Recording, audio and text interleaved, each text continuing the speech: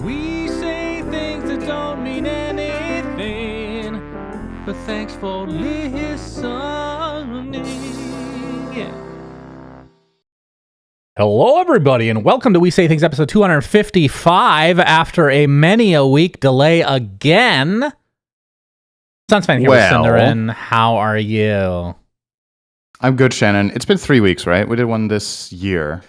Yes, we have done one this year. That is correct. So yeah, we skipped 2 weeks, and that's, I want to say, in the, how many years have we done this now? 5, 6, something like that? Too many, yeah. It's pretty unprecedented for the most part that that we skipped 2 weeks, but we talked about it. There hasn't been much happening in Dota, and this is going to be the driest part of the year in general for Dota, is right in the beginning. There's basically no events, and usually in the past what has happened is that we've at least had some sort of patch or some sort of other stuff or news from Valve or whatever to talk about. But there just wasn't really anything for 3 weeks.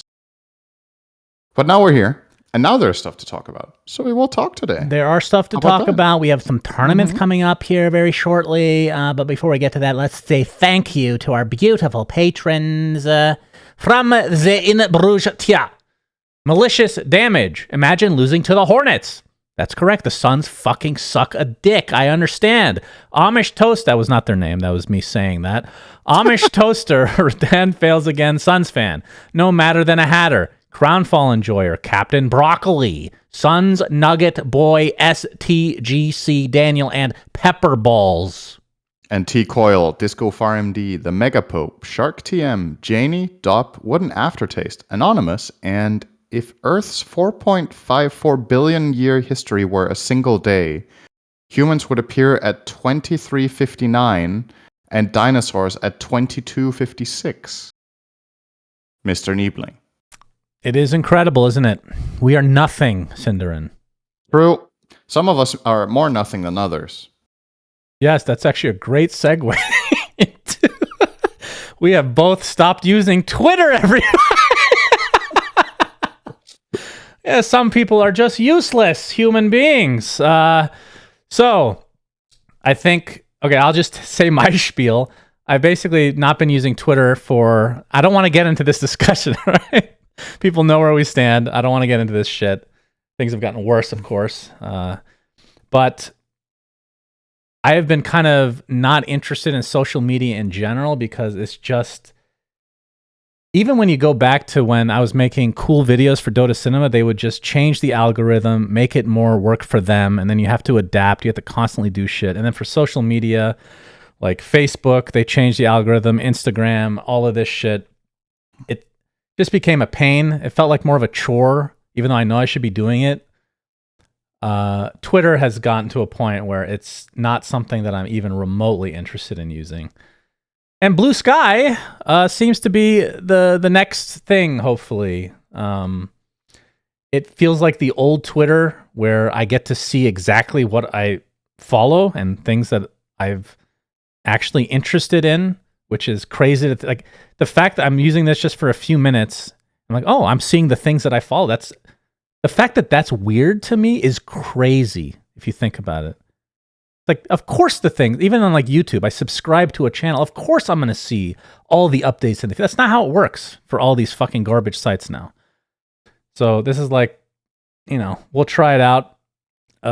Mine is just Suns fan for Blue Sky if you want to follow. And Cinderin's is just, I think it's just Cinderin, right? Yep. Let me made type it last in your name.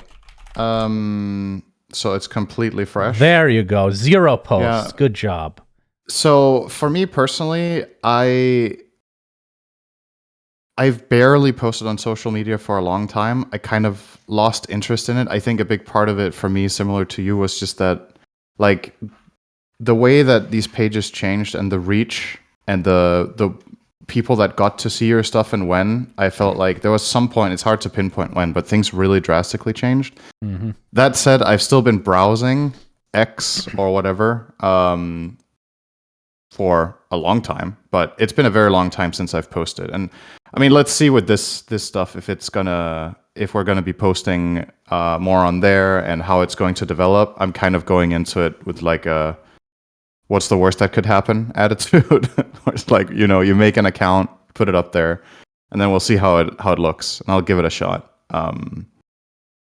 So yeah, that's pretty much it. We have that now. So if you guys want to follow, you can follow us. I'm not going to make any promises about how much I post and about what, but I'm waiting. If I get motivated to do it similar to original Twitter, right? Because it was fun and it was something we interacted with a lot more in the past. This could be that. It could also not be that, and it could be that the days of that is just kind of over for us. Possibly, but. It's worth a shot, right? Just imagine posting something and people that follow you actually see it. That's all I want. That'll be nice. So far so good with this. Obviously very early. NBA segment, Cinderin. Do you see this guy on the screen? I don't. Now I do. What does he look like to you? What is his mood? How would you describe his mood right now? Stoned. Oh, okay. Well, I would say disinterested. Oh. So this is why am I blanking? Butler. What's his first name? Holy shit. Oh my god, why am I blanking on his first name? Chat. Jimmy. My god, Jimmy Butler. So he is an all-star player, okay? And he is not happy in Miami right now, as you can see by his face. And he really wants to get traded to the Phoenix Suns, Cinderin. Oh. But of course, we have made it as difficult as possible to acquire him because the only player we could feasibly trade for him, because we're over in this second apron thing that I've talked about in the past, I'm not going to get into detail, but essentially we have zero wiggle room to trade for people. We have to trade Bradley Beal, who is the guy that is on our team that it costs like a trillion. I'm going to make up a word because there's so much money that he's owed, and he doesn't, he's not playing up to his potential. He just doesn't work on our team. And the Suns fucking suck, as I alluded to. Okay. This guy actually does fit, or does help us a lot in terms of his position, his attitude, even though he's very disinterested in trying to get traded right now. He's being a little bitch, some would say, not me. He is actually, you can see his hair is the color orange. He changed it because he wants to go to the Suns, Cinderin. You see? And if I go to the next tab, these are his shoes. What color are his shoes, Cinderin? They have to be purple. They gotta be. Oh. Well, yeah. Yeah, purple and outline. Orange. That's right. Suns colors. So will the Suns actually? Yeah, will the Suns actually? He's been suspended a bunch of games because he's doing things you're not allowed to do, like asking for trades and just not really showing up to team flights, things like that. Okay. And the Suns had basically nothing to trade away, but now we have traded the one draft pick in the far future, 2031, for a bunch of shittier draft picks. Because it opens up more loopholes. I don't want to get into details, but it opens up more of a loophole for us to take advantage of trading our other picks that we haven't traded yet. So our owner just does not give a shit about the future, wants to win now. And we'll see if we get him, Cinderin. It's not... Okay, he looks like a player you really want. I'll say that. He's gonna be great for your team. I think this picture really captures the essence of what the Phoenix Suns is right now. So. That is actually true. The disinterested. He'll this is fit the thing. Right in. So outside of skill and positionally, people not working on the team, because that's definitely a thing. Like the structure of our team is garbage. But the thing that tilts me the most and why they're so hard to watch is because they seem disinterested, genuinely. And this guy, even though this picture, in his last couple of weeks haven't really told a great picture, but he is a guy that you plug in as your third best player. Not high maintenance in terms of getting touches, and he is a dog, meaning that's a good thing. He has passion. He cares a lot. He plays defense. This is the kind of stuff that actually would help our team a lot. So we'll see. If it doesn't happen, our team is just cursed for the next 15 years. So it is what it is. In Dota news, though, TI 2025, which is TI 14, if my math is correct. Yes. Is going to be in Germany, in Hamburg, Cinderin. What do you think? And it's going to be September 11th to 14th. Your thoughts? 4 days of I arena instead of think- 3, I think, right? We had 3 before. Was it 3 last year? It might have been 3. I think so. Yeah, that sounds right. Yeah, it was. It was Friday to Sunday last year. That's true. I didn't actually think about that it's an extra arena day. That's good. I think it's great. It's close to me. So good for me. It's far from you. Bad for you. What can you do? Yeah, true. This arena has been used for Dota before. I think ESL One Hamburg used this exact arena some years ago. So I said Hamburg. Is that wrong? Yeah. Is it actually Hamburg? I was gonna comment on it, but I just let it slide. You did something in between that nobody will like. You did a version that the English people won't like and one that the German people won't like. You either say Hamburg or you say Hamburg. Hamburg. Sounds like you're having an aneurysm halfway through the fucking pronunciation. I'm not saying Hamburg. Hamburg. Say that to the crowd. You sound completely white trash if you're going to say Hamburg. Come on. That sounds horrible. And nobody in their right mind that's not German can say Hamburg. It's like trying to pronounce your fucking name. Well, you said Copenhagen every time. Copenhagen. I said Copenhagen. Well, that's even worse. Dude, this is the exact same problem. It's terrible. The important thing is I try. Okay, but go ahead. As far as the location goes, I think similar to what I liked about the Copenhagen TI is that it's very easy to connect to for Europe, obviously. If you're going to have TI in Europe, I think there are a couple of countries that are just very obvious to choose from in terms of connectivity. Germany is one of them. So this should be a very easy country for a lot of people to get to. I don't know the demographics of what people go to events in general in Europe. My personal bias, just going off memory, is that there's quite a lot of people going from the UK. There's quite a lot of people going from Germany. And then I want to say there's a decent amount of people going from Scandinavia. I'd say those are like the 3 biggest regions, if you will, that just come to mind when I think of what fans have interacted with at events.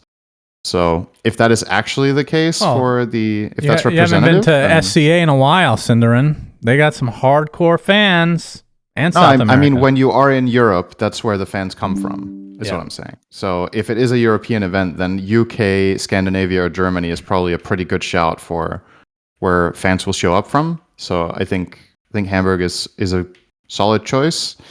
There isn't very much info in here beyond that. This is probably the earliest that Valve have announced a TI location in quite a while, right? With the exception of, or rather, the dates, I should say. The location has been announced at previous TIs before. They've announced where the next one was going to be, but when was... I'm struggling to remember the last time they gave the dates for TI in January. Yeah, no, that's never happened before. That's very early. Valve doesn't plan ahead, so this is like... So that's cool.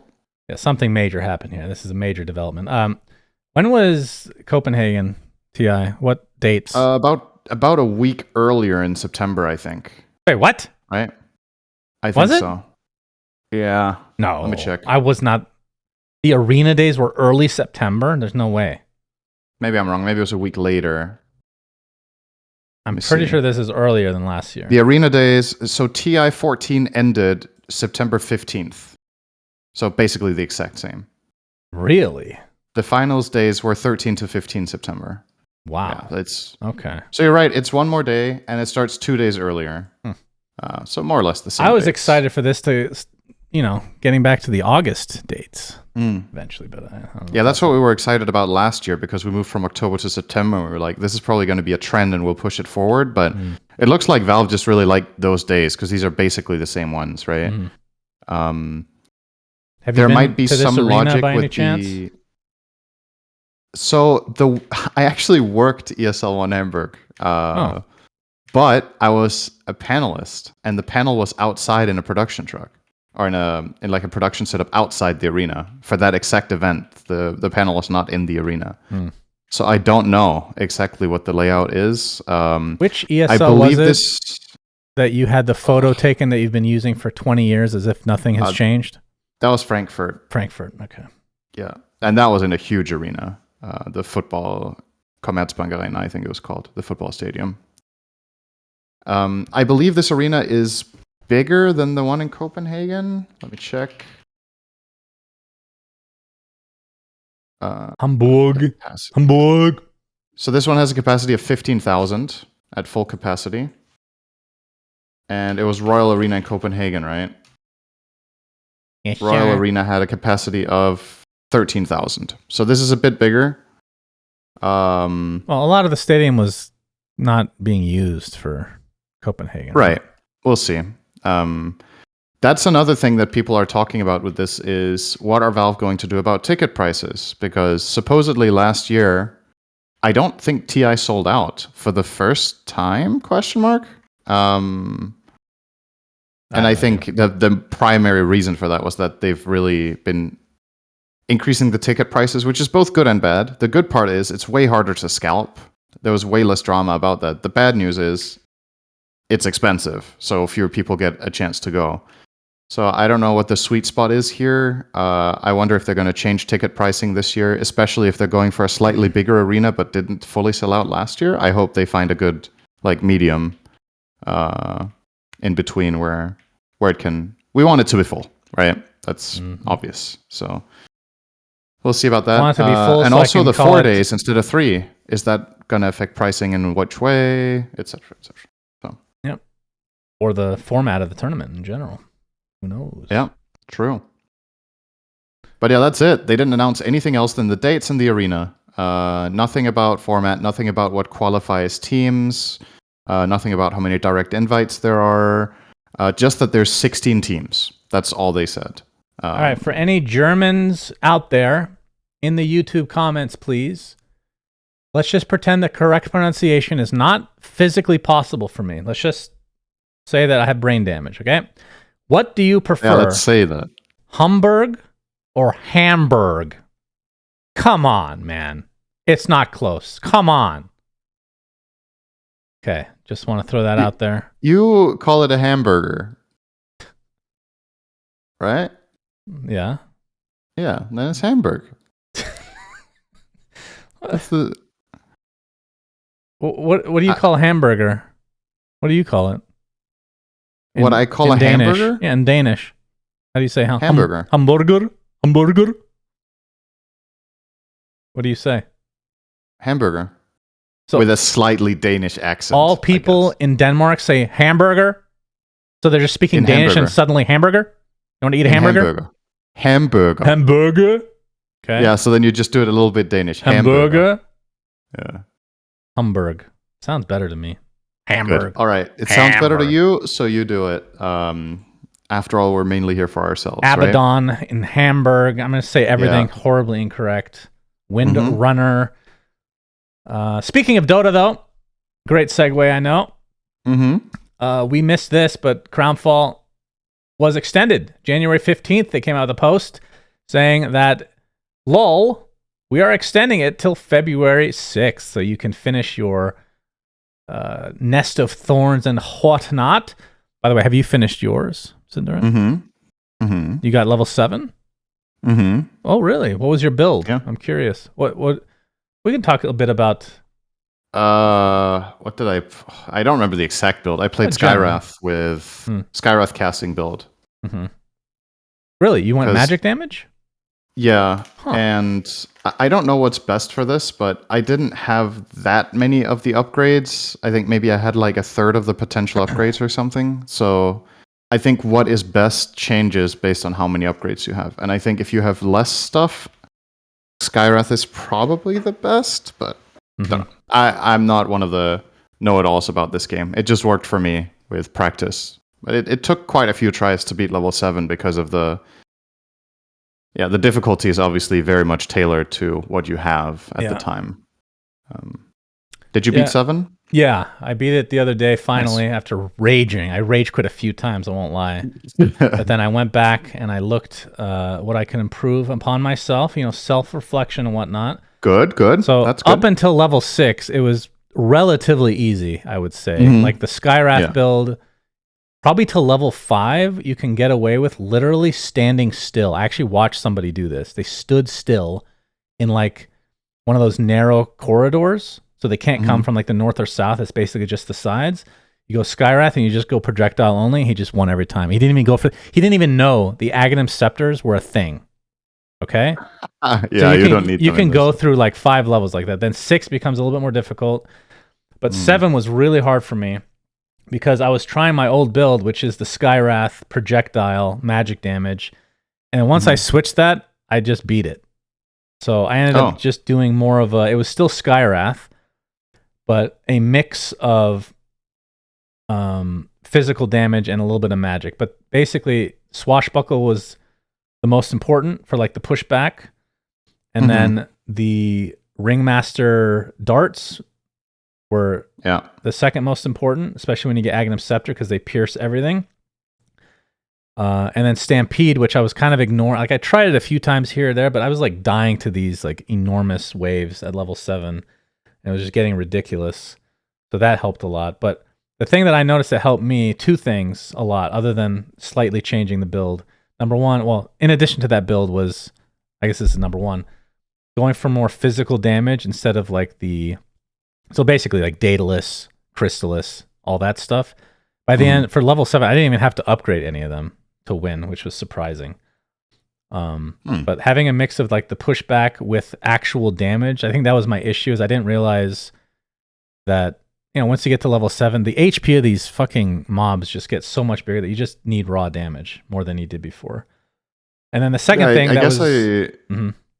I should just say I think my winning build on level 7 had counter helix. And that was something I didn't used to use on the earlier levels. That was just pure projectile. Right. I think my final build was like darts, Venge Missile, Helix. Maybe I also had Stampede. And then, one more. I don't remember them anymore. I really liked the strat like earlier. Level 7, I just couldn't get away with it. It felt too greedy, which is the Bounty Hunter track. You just get one level in it, and then you get the immediate ags, and then sometimes you leave some items scattered across, and you can get crazy items. But for level 7, for me, I just didn't do enough damage. It was too greedy, so I couldn't get away with it. So I ended up just dropping that. And then the second thing that I learned that helped a lot, even though this is probably very basic, but for some reason my P-Brain couldn't handle it. I was getting so enraged that anytime I'm close to like a fucking wall, those things would come, the meteors would come down, and just it felt like it was purposefully blocking me, like it was a smart AI. I'm like, all right, I need to think about this for a moment. So I sat, thought about it for literally 5 seconds. And I'm like, okay, I can just take advantage of that. Essentially, you time it in your head when this thing is supposed to come. You either face the direction you're not going, or you just stand still, puts it in some weird positions that you don't give a shit about, and you continue walking where you were walking. So I felt abusing that helped a lot. But I have to give a shout out. What's his name? Ricky's R-Cryptic's co-caster. Is it Z Quixotic? Needs to change his name. Z-Quill is what your name should be, and you should get sponsored by Z-Quill. He did a video where he beat level 7 with 0 upgrades, which I don't know how that's fucking possible, honestly. Wow. That is insane. He would crazy, it got to the point where he would restart the run within literally 2 seconds just based on where the starting items were. Really impressive, though. You guys should go watch his video. Maybe I spoiled it, but because I was just gonna say, like, again, based on how both of us experienced level 1 through 5 in particular, and then it gets harder in the end. I think the way we have experienced level 1 through 5 is probably how you can end up experiencing level 7 if you have all the upgrades. Then you can probably do what you were talking about, playing greedy, getting track, getting. I've seen a lot of the people that play for score. One of the items they carry is the one that increases your pickup radius, right? Because that's how you get more points, is through looting gold. So when you play for a high score, you have to take that one. And you can get away with that because you're strong enough when you have a lot of upgrades. I think if you're doing that one and you have no upgrades, I don't know if the game is mathematically beatable. I think if you're doing no upgrades, you have to take absolutely perfect stuff, and you need to have really good RNG. Yeah. So you need to want to do that grind for the sake of the challenge. Yeah. It looked pretty impossible, but he did it. So yeah, that's crazy. Yeah. So Crownfall extended.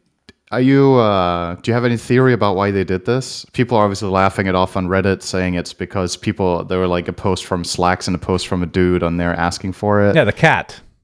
Yeah, the cat. Yeah, of course. People love cats. Do you think there's something? No. underlying here that Valve extended this because they didn't finish whatever they had planned for the next step yet, and this is just like filler? Or No, I think they. I mean, there's like they didn't give people enough time. They looked at the data of how many people were close to finishing versus how many finished, or something. Like Valve prides themselves on keeping analytics, so I'm sure they have ways to. Obviously, other than the raw stats of seeing how many people finished it, how many people would want to finish it that haven't, right? Because there's definitely ways to decipher that. So, but yeah, I feel like it should have been extended. I was expecting it to be extended because even for me, that was, been playing a decent amount, and I did finish like the Crownfall aspect, but it was fucking level 7 was killing me for like at least 2 weeks. Some people were complaining about the extension. Not because the event got extended, but because the original advertisement for the event was make sure to use all your stuff before January 15th when the event ends. So people bought some shitty sets in the caravan, and then it got extended, and then they spent their stuff. Whatever. The fucking sets are worth 2 cents, man. They're all worthless. This is my perspective for people doing this, is I would rather than buy those worthless sets, save your currency in case it gets extended. That's the better strategy. I mean, am I the only one that has... whatever. How many... Do you know how much candy you have left in your... I don't know. I have a lot of candy. I don't have that many rerolls. I have a shit ton of candy still. I don't care. Like, these sets are all like mostly garbage. I bought the one Arcana that came by. Or not bought it, but used my candy. And then a couple couriers that I thought were cute that I would never use. Like, whatever. Maybe I'm jaded because I have so many sets from unboxing this shit on YouTube for Dota Cinema back in the day. Maybe I'm the top 1% in that case then, but that is entirely possible. But either way, it's just cosmetics. It's whatever. But yeah, overall, I mean, we don't need to talk about it too much. What did you think of Crownfall? I thought this was a big success. I think it somehow took the fact that I can't even remember what it was called. What was the Cavern Crawl? Yeah, exactly. Cavern Crawl in the battle passes. I literally never gave a shit. They made me give a shit. Boy, my English. I'm going to fit in Hamburg by saying Hamburg. Right, we get it. But yeah, they made me give a shit about this progression, and I enjoyed it quite a bit. And I hope they do it again. And I know people are hoping for a battle pass. I saw a post on Reddit. It ain't happening. Trust me, it ain't happening. It's way too much work. It'll be the entire year. But hopefully that opens them up to do not only another Crownfall, which should make it easier for them to do another Crownfall in the future type thing, but also bigger patches, more consistent patches. I have dry period now. One major piece of criticism about Crownfall that I hope they never do again. Okay. And that is allowing people to buy double down tokens. True. So this problem wasn't inherently obvious when it happened during battle passes, and the reason was the battle passes in the past of TI. First of all, they had way shorter duration, and the amount of money that you spent in order to get double down tokens was, I don't know by what a factor higher it was, like at least 1,000, maybe even 5,000% higher to get tokens. Because in this, you would buy a bundle for. The bundles were actually free as long as you did progression in Crownfall, right? Because you had enough coins. So you could, I think anybody who played through all of Crownfall could get about 100 double down tokens or something for free. Something in that ballpark, like at least 50 plus, right? In TI battle passes, to get 50 double down tokens, you would need to have a level, 2,000 or more battle passes, like a completely different ballgame. And the reason this is a problem is when there's such cheap or arguably free access to double down tokens, this started a really bad spiral in matchmaking, where people, because of the abundance of double down tokens they had, they could start win trading to boost account MMRs. And that's been a complete fucking plague on the game. So I really, really hope, and I understand why Valve didn't remove them, because, people have bought them. They've been... So I believe they are listed as working during Crownfall's duration. So they can't just, people buy this stuff and they just delete it because it's bad or whatever. There's probably some legal stuff going on there. But I genuinely hope that Double Down never becomes a thing again. I think it's just a net negative for the game. yeah, people can have fun with it. It makes games feel higher stakes and exciting, but the how to say the net gain versus net loss is not favorable, especially in Immortal. Maybe it's not as bad in other ranks, and maybe I'm just biased because of what I've seen on streams and what I've experienced. Isn't it the big reason why there's more Immortals now than there's ever been? It's a part of it for sure, but it's a very big part of it because the Immortal cutoff hasn't changed, right? Immortal is at a set rating, and the MMR has inflated massively over the last year, and obviously Double Down tokens play a huge part in that. But MMR was also inflating before those tokens came in. It just made it way more rapid, right? It's so much faster. I think the biggest winners of the Double Down tokens are the account sellers. That's my overall impression, is that for people that genuinely use the system in the intended way, you can have successes, you can have failures. Some days you win your Double Down, sometimes you lose. Over a big enough sample size, how good of a judge is the individual player of their win rate in a given game when they see the draft and potentially the rune fight before minute 0? That's another thing. I think Double Down tokens shouldn't even be usable when the game begins. You should Double Down during the draft, in my opinion. It shouldn't. It's weird that you can see the outcome of the first blood fight before you choose. Like, that's also weird. That can also manipulate stuff. So yeah, that's the one thing. And that's just to have something that's like, the fact that that's the only real negative I have about Crownfall is really good, right? Because it's not even tied to the event per se. It's just a system that they had from the past that they just chose to attach to it. But it's just not a good system. So please, no more Double Downs. That's my one plea. Do you think obviously, okay. Do you think the damage has been done though? Like, is there a way to, have they ever done just a hard reset of MMR? I don't think so, right? It's always been optional. So I've been thinking about I think Gorg posted a thread with some suggestions on Reddit that he had himself, and that where he had been discussing with high ranked players what changes they wanted to see. I can actually quickly find that because let's see, it's here. So the 5 bullet points that he has: remove Double Downs at a certain expiry date and make them limited only in the future. I agree with that. To me, the limit should be 0, but that's okay. At the very least, if you do want to have them, fair enough. If you think they're fun for the game, but yeah, they need to have way lower numbers. Then they said incentivize Overwatch report viewing by rewarding items for doing Overwatch cases. I understand where they're coming from with this idea. I think the problem is people are going to not do it properly. If there's a reward and it's something you just have to do, people are going to largely just open them up, click something, and move on so they get their item. What's the reward item? Their suggestion was a random, untradeable, common, uncommon item for every 3 cases done. I think this will definitely increase the amount of Overwatch reports that get taken care of, but I don't know if the accuracy will be good enough. That's my concern with that. 3, a serious look at the oblivious offenders of both cheaters and Double Down win traders and permanently ban their accounts at regular intervals, perhaps monthly. I agree with this. Probably not going to happen. 4, make Immortal party queue viable in some sense again. A proposed solution on my end that I liked was the old separate party and solo queue MMR. My end meaning Gorg, of course. The system wasn't perfect, but it was far better.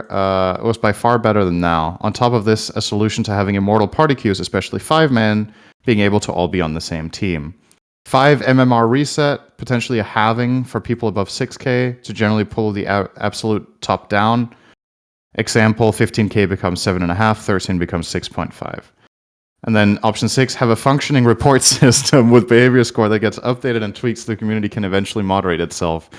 This is obviously the dream. The problem with the report system, and I think the reason Valve has had to make it soft, is it's kind of a different version of the thing. My concern with the Overwatch cases is that people just abuse it just because, right? And I think it's very difficult to make a system that works properly in that regard. In the past, for example, Sing Sing, when he was streaming, this is many years ago, but this was when the report system came out, people just reported Sing Sing for the lulz, so he would get banned on stream, you know? And in high MMR, there's a lot of the superstars of the game, there's a lot of famous players, and people will report them just for who they are. And it has nothing to do with the game. So Then they made it so that wasn't possible to do for like Envy, but then Envy would take advantage of that. You see where this is going, right? Yeah, like there's it's always just, something. It's difficult. So I will say, out of these suggestions from Gorg, I agree with the overall sentiment. I don't think all of the ideas really are going to work from a Valve perspective. But I will say, I think the best ideas in this is the double down removal and the MMR reset. I think the suggestion here is way too rough.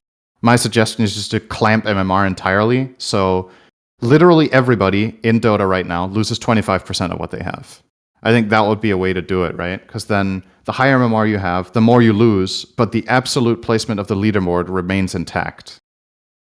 And that way you pull people closer together. So if you have 25k, you lose 25% of that. That is, what's that, like 3,500 or something? Close to that. And somebody who's 10k loses 2,500. So you're pushing everybody down together. And yes, the more MMR you have, the more you get punished. If you want to call it punished, but it just clamps people more together. That would be one way to do it, to get the numbers back to something healthier, kind of combating what the double down token eventually did, which was just full on inflation. A good way to solve inflation is to just deflate it by a percentage, right? And then party queue. I think this to me is the biggest failure of the Immortal Draft system. Is if you queue as two for, let's say you're two players that are 8,000 MMR and you want to play together and you queue for a game, you get into Immortal Draft and you are just in the pool of players and you're not even guaranteed to be in the same team. So you need to convince the captains of the game to pick you together. And even if one captain wants to do it, if the other one doesn't, he can just split you up because he wants to, which is terrible. So why not allow people, if you queue for matchmaking, allow you to queue either as one or two, not three, not four. You can queue with a friend, or you can queue 5-man, and then there's like a separate bracket for that, for people that want to play 5-man ranked Dota. If you're queuing as two, you're guaranteed to be in the same team, but then it's at the expense of a coefficient to your MMR. So if you're both 8k, and you're queuing with a friend, if that is considered an unfair advantage or whatever by the matchmaking algorithm, multiply your MMR by 1.05. Right? I think you're taking this Dota thread about you too seriously, Sinner. You should be balancing the game. I don't know. I'm not sure if this is a good solution. I actually think the system could just regulate itself without a coefficient. Like just have people queue as duo. And if it turns out that's really good, then more people are going to queue as a duo. Is that a problem? I think that's good, because then people are playing with friends. Friends is better for everyone. Is there an issue? And that, of course, every single game that gets generated would need solo players, right? Because you can't only have duos. But then you would probably have 2 times 2 duos against 2 times 2 duos. Cinderan, I have a prediction. Okay. I have a prediction, everybody. I'd like you to listen. Listen up, everyone. Okay. All right. Within the next 6 weeks, there will be an update that will fix the Immortal issue, finally. 6 weeks. Okay. Put it on your calendar. Fix? Yes, it'll be a new system that you'll be... Okay, like an overhaul. Yes, an overhaul to the matchmaking system for Immortals. 6 weeks. I am ready. Listen up. Okay. Well, actually, I already said it. So let it sink in. Sink it in, everyone. Okay. Okay. It's just a feeling I have in my left nut. Right. And my left nut does not lie. Okay? What is it telling you about Jimmy Walkers for your team? That's an alcoholic beverage, I believe. Wasn't it? Jimmy Butler will be on our team, but of course it would be at the cost of everyone else on our roster, basically. So basically the what's he called? The guy who collects the Power Stones. Why can't I even remember this? Jesus Christ. To Marvel? I mean, with him, what did it cost? Everything. It just doesn't work that well when you deliver a joke and you don't remember the name of it. You know. I can't remember either because the Marvel movies fucking suck. Oh, yeah, I can't remember what he's called his name right now. Okay, chat, come on. Somebody's watching on VOD right now on YouTube. He's like, God, these two are complete morons. That's me. What's the villain? Thanos. Thank you. Thanos. There you go. Yeah. Are you sure it's not Thanos? Thanos. It's probably Hamburg. Yes. All right, we ready to move on? Yes. Or do you want to give some more tips to Valve on how to fix their game, huh? Well, they can just send me a message on Discord like they used to in the past. But they stopped talking to me. Maybe it's because my ideas were too good. Yeah. That must be it. But who was messaging? Was it Ice Frog or someone else, Cinderin? I am not going to disclose that, but it used to be Ice Frog. It has not been Ice Frog in a very long time. Oh, you mean, okay. I thought you did disclose it. No. I've said before that I have given suggestions to Ice Frog for the game, but that's a long time ago. And then I was messaged by another person for a while, but I'm not going to disclose that. And then it's been a while since I've got a message. Somebody else now. Yeah. It's been a long time. Let us move on, and you put this on the agenda. So we want to just briefly go over, because we haven't really, been covering that much the last few weeks. Mm-hmm. Go over every tournament that is soon to be for Dota, because there's going to be a bunch. Yes. And we'll end with one that if you're watching on VOD, you'll see on the bottom right. We'll talk about that special subject. So first is the Fissure Playground Cinderin, which is soon. It's on the 20th. It's starting today. Wow. Wee. What are your thoughts? Very soon. Yeah, so first of all, we're not going to talk about literally every tournament that has been announced. Okay, you know what? How about packed. this? Yeah, how about this? Okay. You write down, we're going to do top 3 predictions for each tournament from now on. Every tournament. It's going to be quick. It's like a 2-second segment. Okay? I think we should...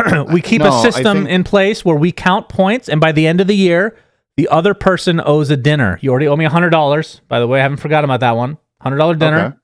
Mm-hmm. The one in Copenhagen was not worth using. I'm down with this, with the caveat that we do it event by event, not that we do 5 right now. What does that mean? What's the difference? The difference is that we get to see how the pro scene develops rather than predicting what's happening in fucking May today. It's more fun to do it way in advance. I mean, that's not more fun because you're going to pick the same teams. No, of course not. You're going to be like, oh, I think these guys are really good for Fissure, so I'm also going to pick them for Blast, and I'm also going to pick them for Dream League, right? Isn't it more interesting to see how the year goes on? I feel like that's less interesting because then you're changing your answers. It's like me predicting who's going to win the NBA championship this year, the Celtics, let's say. And then in a month, I change my mind because I've seen that they suck dick all of a sudden. Then I'm going to go with another team. Just flip-floppy I would agree behavior. with that I would agree with that if this was one league for the entire year. Yeah. All right, you'll get your way, Cinderin. We'll do this first one. All right. Good. But that's me. I do want to make a veto here and say that we keep score from now on, starting with this year. Okay. Of course. Yeah. And then why is that a veto? I'm vetoing whatever you're about to spew, even if it's in agreement.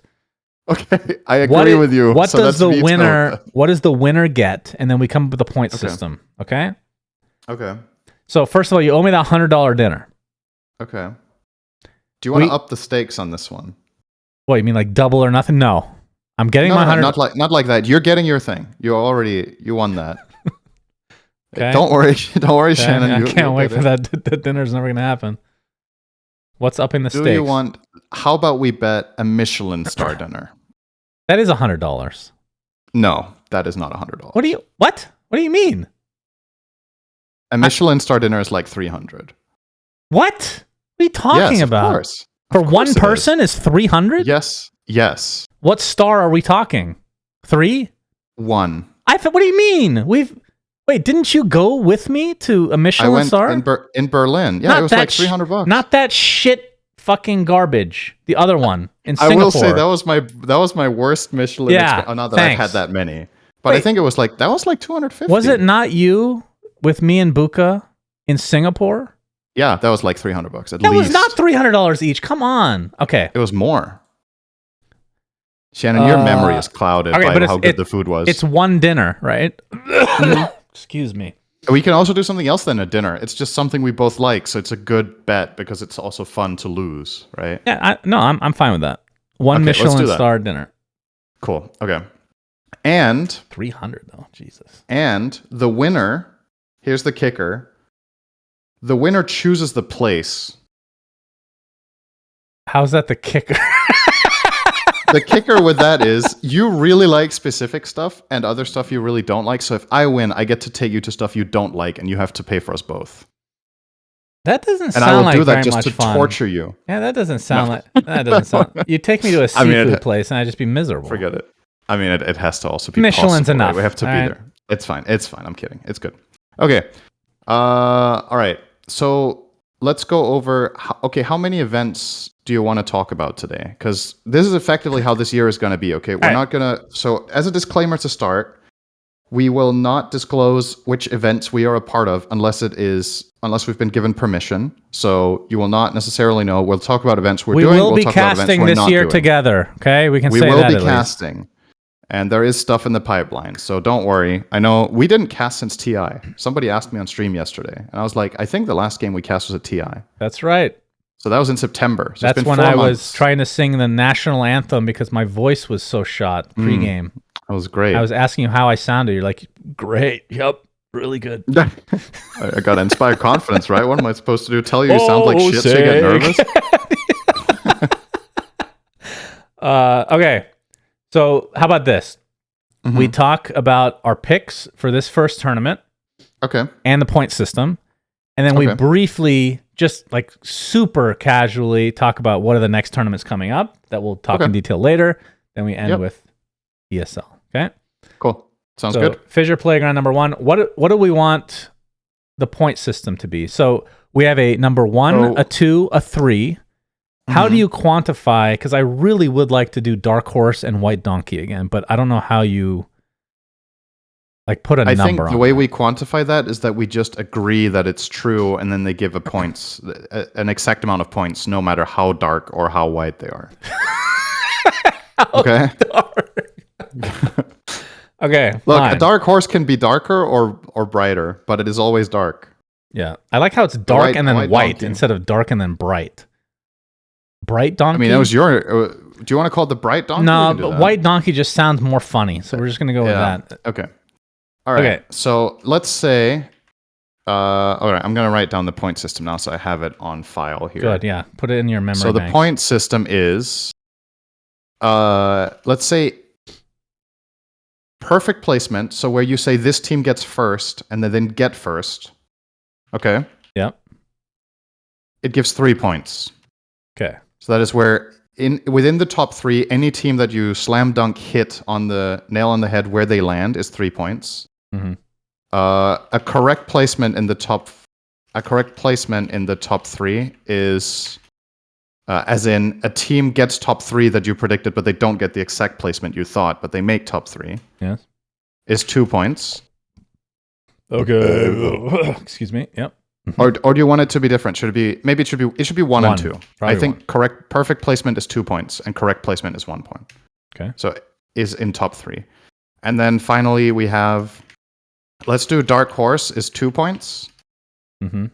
And White Donkey is also 2 points. Is that okay? I think so. Yeah. Okay. So what's the maximum Dark points Horse you can means team that we both agree is an underdog gets into a range that we both agree is fair to consider an upset. It's going to be variable for all of those. Yeah, and White Donkey is team that we both consider one of the favorites gets below a threshold that we both agree is fair. Yes. Cool. All right. That's the point system. And how do we, last question, how do we determine who goes first and second? Because you know how this kind of goes sometimes. Or do you want to blind both write them down beforehand? I think we should write them down beforehand. Okay. Well, I think that's better. Just to we obviously haven't done that today. Yes. So can take a second to think. I have to see who's on what team. I haven't been watching anything. Oh, God. I mean, there hasn't really been much this year, right? This just has to be. I hope China does really well this year, so you just get absolutely. Yeah, I'm not. Yeah. Well, none of us is picking a Chinese team for anything, including Dark Horse. So yeah. Well, I need to be convinced. Okay, I'm just thinking top 3 real quick. Oh, this is hard. That's what she said.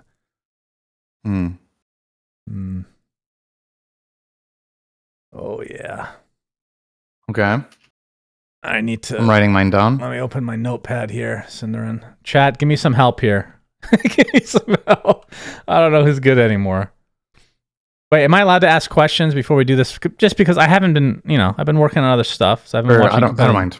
Get all the help you need. So Ovulus and Paravision. One of these two is doing really well, and I can't remember which one it is.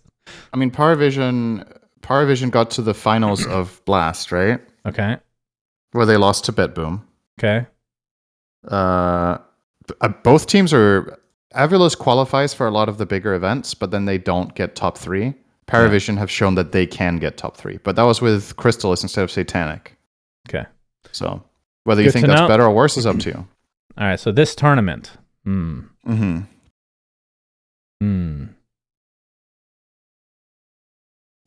this sucks. I shouldn't have agreed to these terms. I know nothing right now. Wait, is extreme is way different before. Okay. Oh, you looked at Extreme's roster. I didn't even check. I just you're just not going for China. I'm just dismissing Chinese Dota until they win me over. It's that simple. Like there's just every time I believe in them, it just never works. Yeah. So why would I predict when I have 0% prediction rate? You know? Yep, makes sense. All right, I'm ready. Oh, wait, actually, I need my dark horse. Yeah, I haven't done the dark horse yet. And white donkey. God, this is such a shot in the dark, actually. I don't know. Give me a dark horse, chat.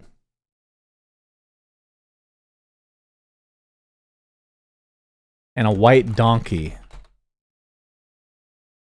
Ooh, white donkey's going to be interesting this time.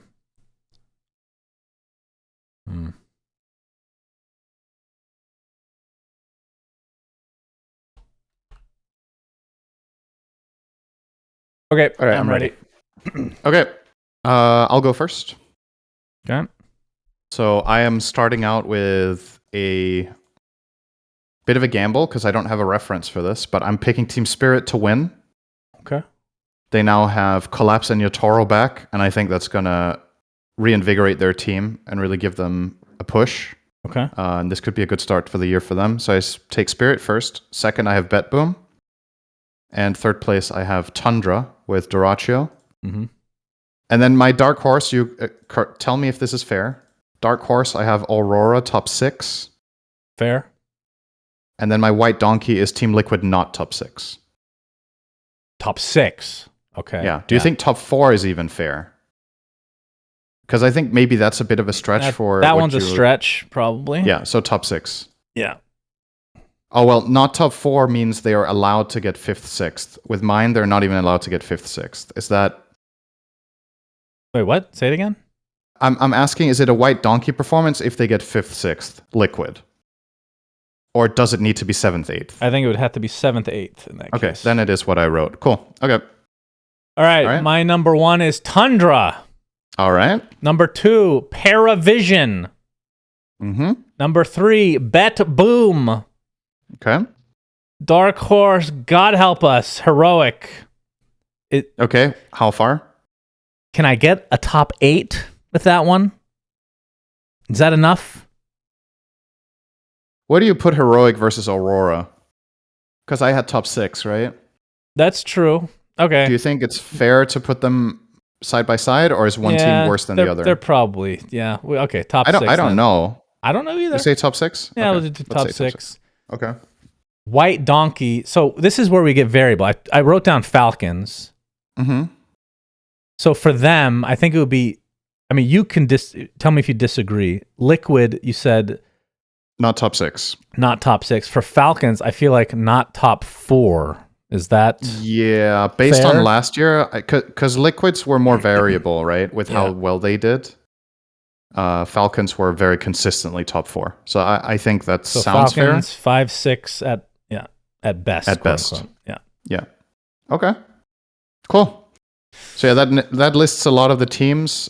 We can very quickly name. Let's do that for this tournament since we've done the predictions. So all the participating teams are BetBoom, Paravision, Falcons, Liquid, Spirit, Extreme, Gaming, and Tundra, Aurora, Shopify, and Heroic. Those are all the invited teams. So they invited 11 out of 16 teams. The qualified teams are Avulus from Western Europe, Chimera from Eastern Europe, Yakult Brothers from China, which is Ame's team, Talon from Southeast Asia, and then Wildcard from the Americas. So those will be the Isn't participating that what's her teams. face's team? What's her name? Amaranth. Yeah. Amaranth. Yeah. She's one of the. I guess she's an investor in the company? What is this Or is she logo? a co-owner? I actually am not sure. Maybe co-owner. Is this logo supposed to... Oh, is that a crown? It's like a jester crown, right? Yeah. I guess if you're a wild card, a bit of a jester. I don't know. I Okay. kind of like the logo, actually. I think it's a cool Yeah, one. it's not bad. Okay, good stuff. Okay. Yep. All right, so the next So- tournaments after that, we again very briefly, it'll be Blast, Slam 2, which is February 4th to 9th. So again, the Blast tournaments are pretty short. Yeah. Then we have Dream League Season 25, which is February 16th to March 2nd. Then we have PGL, is it Wallachia? Is that how you say it?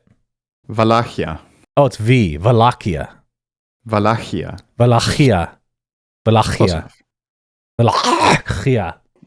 Yes, there you go. Finally got it. Season 3, March 8th to March 16th. Another relatively short one. And then the final one, which is what we'll talk about a bit, is ESL 1. Okay, I want to see how you say it first. How I say this? Yeah. Raleigh. I thought that was correct. I looked it up today.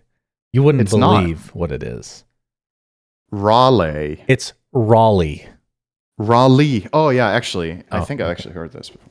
I didn't know that. Raleigh. Yeah. So ESL 1 Raleigh, which is it's North Carolina, Raleigh. I think, right? Yeah.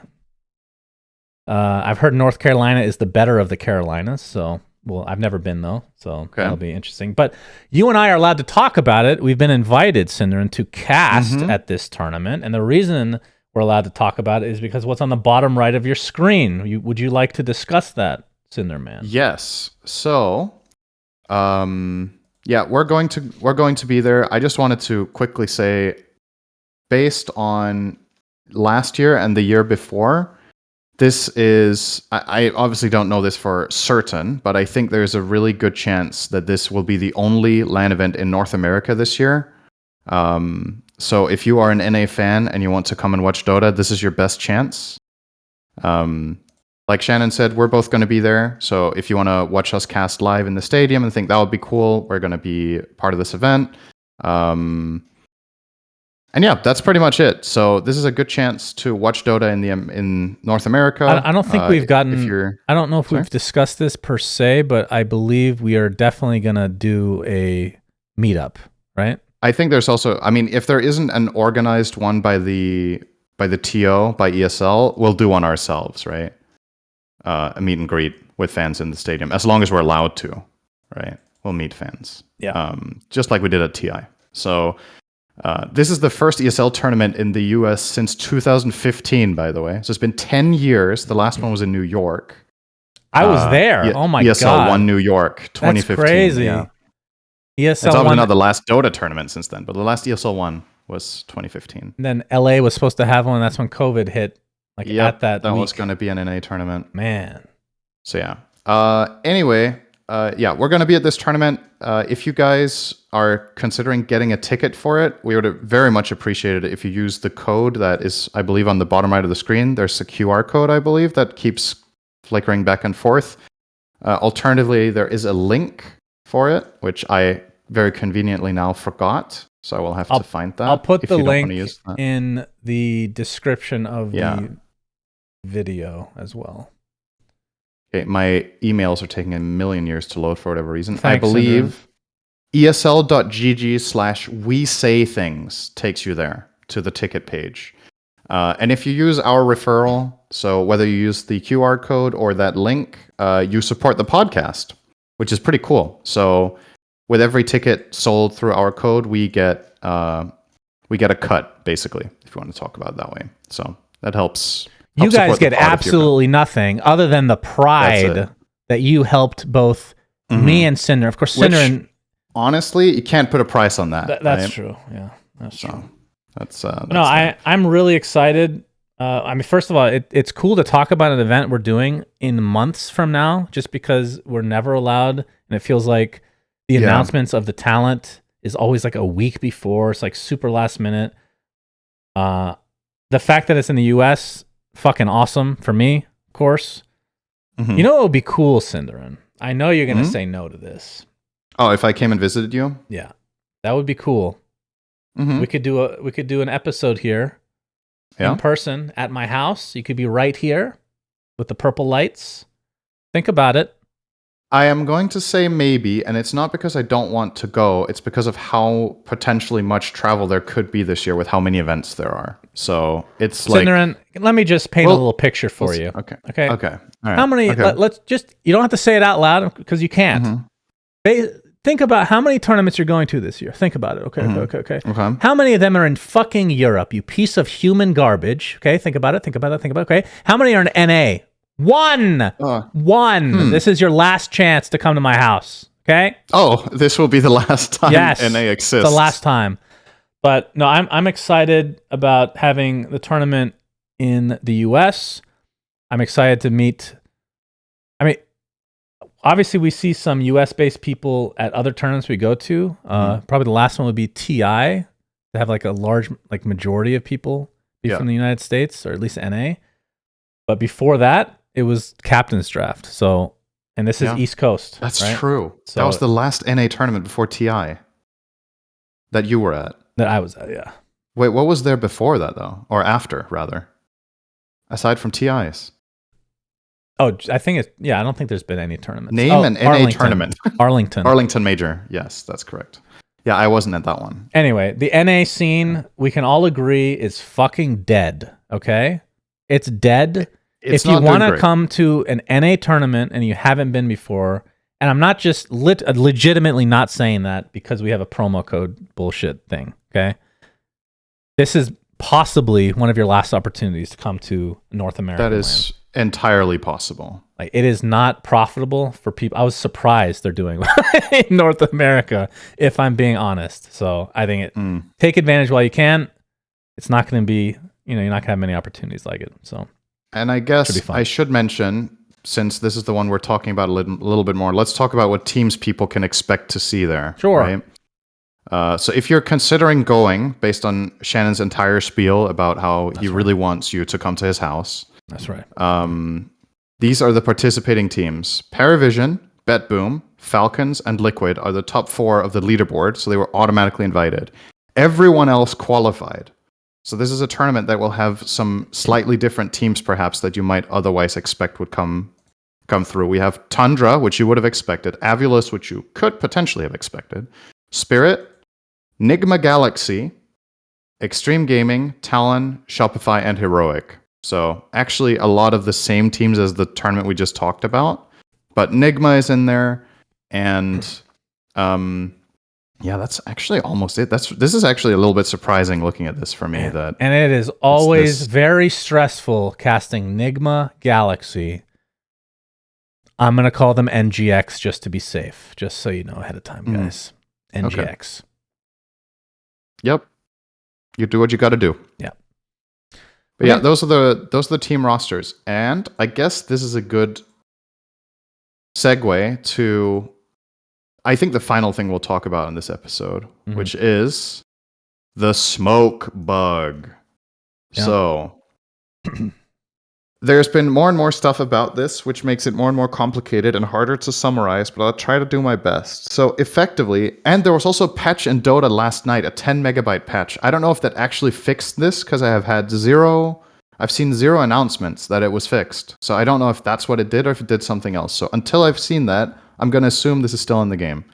The bug is if items are in an enemy's inventory, you can alt-click them. You know this, right? You can say, enemy has BKB. Yep. If they have a smoke in a slot, you can click and it says, enemy has smoke of deceit. But if you click it and it doesn't say enemy has smoke of deceit, you know they no longer have smoke in that slot in their inventory, which will generally mean they have used it. But the last time you saw them, they had a smoke in the inventory. So this is a way that teams could decipher when the enemy team is smoking by effectively have somebody monitoring the inventory state of the enemy team that has a smoke. And this has been used by multiple teams. And in the Raleigh qualifiers, Navi Jr. were disqualified for using this bug. And then a day after, it came to light that other teams had also used the bug in the same qualifiers, including Tundra. And I'm trying to remember, there was another team. Why am I blanking on this right now? Anyway, this isn't about like witch hunting or anything. To me, it's irrelevant which teams used it for the time being. So this is not important for this discussion in essence. So here's what's the problem. Supposedly for the PGL Wallachia tournament, this bug was recognized and very clearly spelled out and told to all the teams, you are not allowed to use this. Now, for ESL, supposedly there's like an umbrella rule in the rule set that says you can't use bugs, etc., etc.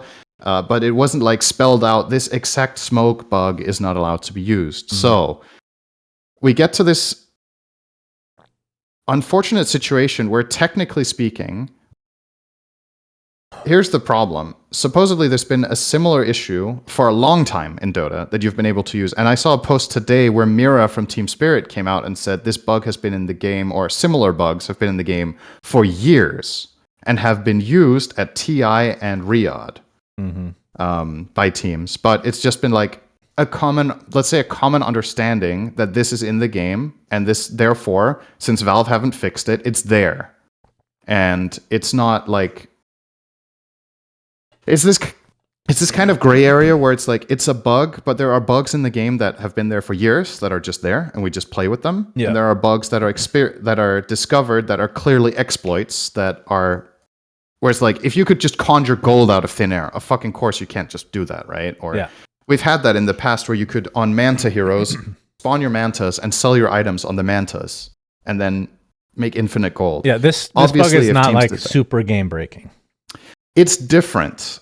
And ultimately what it comes down to is, what do the tournament rules say? What is like the inherent agreement or understanding among the teams of what is okay and what isn't? And is there a conflict between the two? So for example, if the players have had this understanding for months that everybody knows it's there, we're playing around it because we have this thing that we can alt-click items. I'm assuming Valve have been informed, right? When people discover this bug. If they haven't, then you could be like, all right, it's kind of fishy that teams know this and don't tell them. But let's entertain the idea that all participating teams know this is a thing. And it's like it's just a known thing. Then if the teams are like, all right, this is part of the game, we all know it's there, let's keep it and just... We're allowed to do this. Then if the tournament rules specify specifically, we know this bug exists, you cannot do it, then the teams will be like, all right, this overrules our shared understanding, so we will not do this. There was supposedly no issues with this in Wallachia. But if the tournament rules say you cannot use bugs or exploits, well, that is a blanket thing that just encompasses all possible exploits and bugs. But if the teams don't think this is unfair to use, they will probably just use it. And now it becomes problematic because there's a disconnect between what the teams think is fine and what the TO thinks is fine, and it wasn't clearly communicated, etc., etc. So you get into this kind of awkward situation that we're in now, where Navi Junior get disqualified, then ESL are informed that 2 or 3 more teams also used it, some of which are qualified to the event itself, and now they have to figure out, what are we going to do about it? Like, if it's like big names, right? Like, and arguably, this should be irrelevant, and for me it is. It's like, if you're going to disqualify any team for using this, you're taking a stand that this bug is unacceptable, and we think we communicated clearly to the teams they couldn't do it, then anybody who does it after that communication is out is cheating, right? But then the question is, did you actually communicate it properly if 3 or 4 teams are doing it? Does that seem likely, or did you make a mistake, or was there a misunderstanding? And in that case, Navi Junior should be undisqualified, right? From the qualifier itself, and then you would have to replay some stuff. So this is in the works right now. This isn't concluded, so we don't know what ESL's final verdict is going to be on it, but for the time being, that's just the state of things. As a final little detail that makes this like extra interesting as like a Dota nerd is people actually started strategizing around this bug. So what they would do is they would have a smoke in their inventory, and then they would fly out a smoke on their courier, and then the courier would use the smoke. So then if the enemy team is pinging your smoke, it says you have smoke in your inventory, but as a matter of fact, you're already smoked as a team. Right. So it becomes this mind game where then they play around the bug, right? That's hilarious. It's kind of cool, right? It's kind of that effectively in a way that brings back the original smoke, right? Yeah, for sure. Just with some extra steps. This one's interesting because for a couple of reasons. Number one, I think it is really hard to police, right? Mhm. Like, it's not something super obvious. You have to go through every single replay. Like, that is a lot of man work, a lot of grinding. And then the second thing is, and I don't know if anybody's made this as an excuse, like, even if you know, like, let's say you've been playing with this bug for how long, like, on some level, this is competition. And if other tournaments are not saying that this is an issue, you're going to be using it to your advantage. That's just how competition works.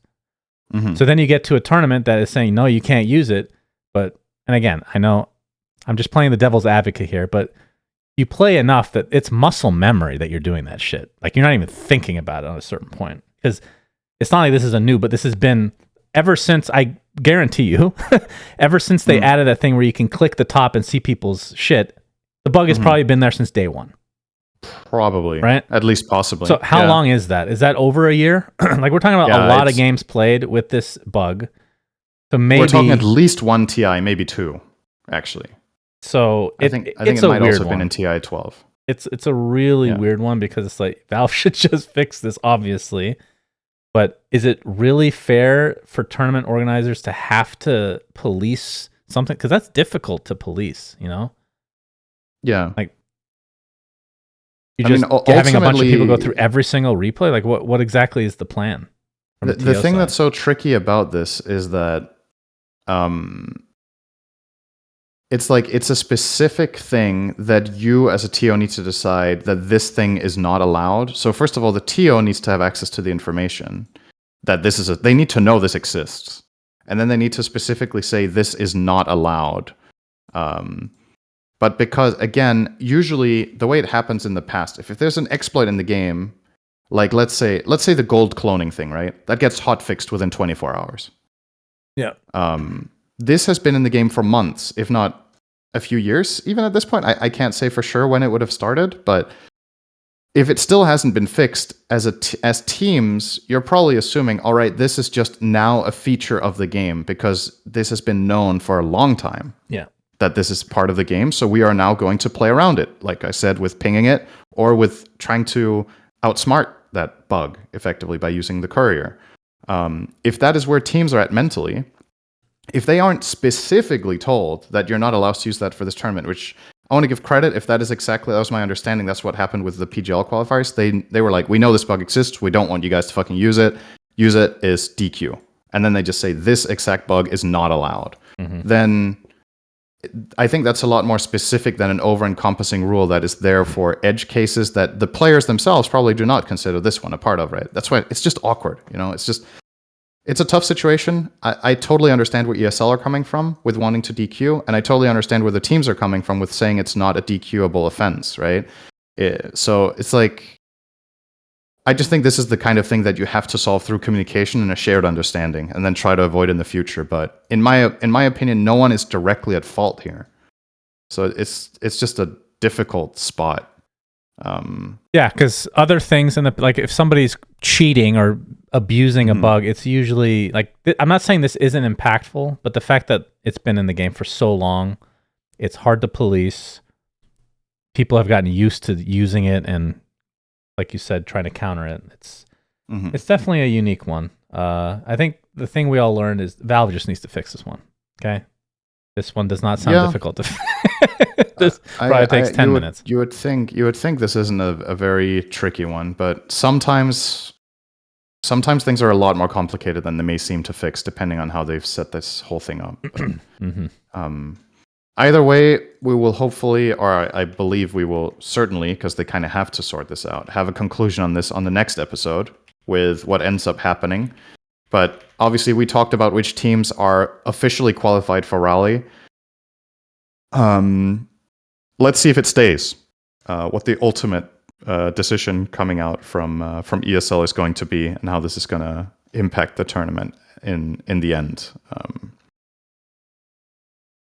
I believe the teams that were confirmed using this in the qualifiers were Tundra, Spirit, and Navi Junior, of which Navi Junior got disqualified. Spirit made it from Eastern Europe, and Tundra made it from Western Europe. So actually, 2 of 3 qualified teams were Did they replace doing. Navi Jr. with somebody in particular? I can't remember. I think they just got disqualified. So whoever was playing them got a def win, right? So it's... I think. That was Western Europe?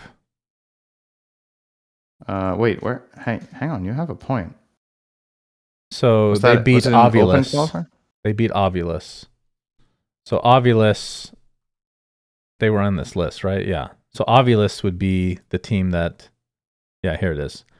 Navi Jr. were disqualified due to the bug, so they're replaced by Ovulus. So if they end up rescinding that, then Navi Jr. would be back, and Ovulus would not. Yeah, that's right. Navi Jr. actually qualified together with Tundra. Yeah. And then Ovulus got the slot. All right, what happens to our predict? Wait, we didn't predict for this tournament. I mean, okay, so here's the thing about this, right? Is that you cannot invite Tundra and Navi, or you cannot accept Tundra's qualification and then not accept Navi Junior's, right? Mm. So if these are the two qualified teams, I think Navi Junior disbanded, actually. You're kidding. Or at least I read that. Maybe that was wrong. That this could be incorrect, okay? This could be incorrect. I just remember reading a comment or a note about this, but I don't have a confirmation that this is actually like an official confirmation. God, that would be so. So I hope this didn't happen. Okay. So take it with a grain of salt. This is all very fresh and very new. So I can't say for a fact that Navi Junior are they in any of the other tournaments? Let's check. They're not in Fisher Playground. They're not in Blast Slam. They're not in Dream League. And they're not in Wallachia. So this would be the tournament that roster qualified for out of the next 3 to 4 months. Yeah. Okay. TBD. Yeah. Take the disband thing with a grain of salt. That could just flat out be completely incorrect and me misunderstanding something. So okay, good stuff. Thanks for the fake news. Anyways, that's the state of things with Pro Dota. So we've had a bit of a drought. And now we're going to have a very packed year. This is just the first 3 or 4 months. There is so much Dota coming up this year. So yeah, don't worry about the game quote unquote dying, as people love to say. But North America, the only thing dead is NA. That's right. So join us at Raleigh, the final NA tournament in the history of Dota. Remember to use the link in the description of the video or the QR code on the screen. You get absolutely nothing for doing so, but ESL just gives us money for doing it. So do it for us, because you love Cinderin. Okay? Do it for him. Yes. Do it for Onion and Monkey. Okay? And maybe Cinderin can promise to come to my house, and that'll be extra content, because you guys clicked on that link. All right, thanks for watching, everybody. Sorry for the long delay between episodes.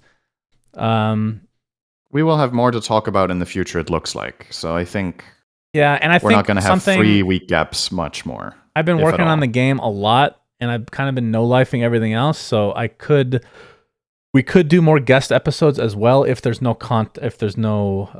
news. So it should be going back to, at the very least, every couple weeks, if not every week again. So probably 3 out of 4 weeks is my guess. All right. Thanks, everybody. Until next time, Sunshine Center signing out. Goodbye. Bye-bye. We say things that don't mean anything. ESL.gg/we say things.